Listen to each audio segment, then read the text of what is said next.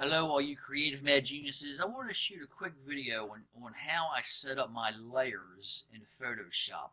Now, here's a design that I did, but I want you to notice something over here in the layers section.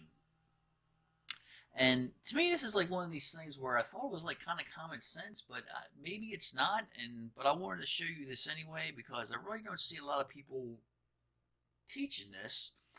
Now, I'm sure there's somebody out there who probably uses this technique. I mean, it's not like a big secret or this big strategy that is this hidden thing. But I think it's kind of one of these things I just wanted to point out, just to let you know. And it's just going to be just a couple minutes, and it's a quick and easy thing to do.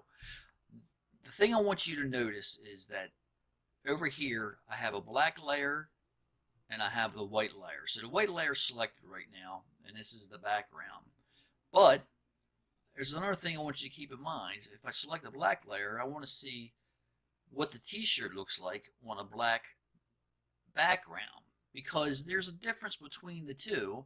And when designing a t-shirt, you want to have your design stand out on a white t-shirt as much as you want it to stand out on a black t-shirt.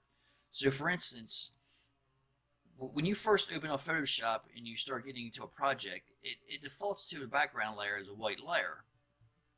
So I always go in and add a black layer and always just turn that off, because when I'm designing, I want to be able to toggle back and forth on what it would look like on a dark layer, in this case a black layer, and then a white layer. Because there's a big difference. Because if I'm designing this on a white background, you can see the lettering here is in black. It stands out pretty well. But when I switch over to a black layer, if I didn't have the white stroke around these words, you wouldn't see it.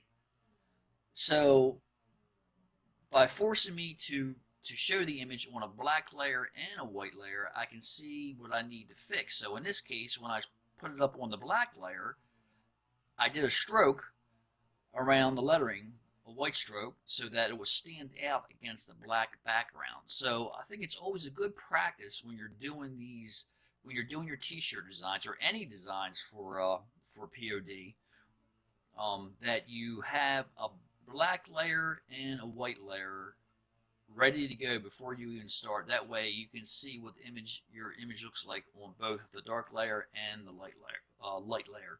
So I just wanted to shoot this quick little video for you, just a little tip just to kind of keep in mind when you're doing your own designs. Alrighty, so thanks for joining me, and I will talk to you later.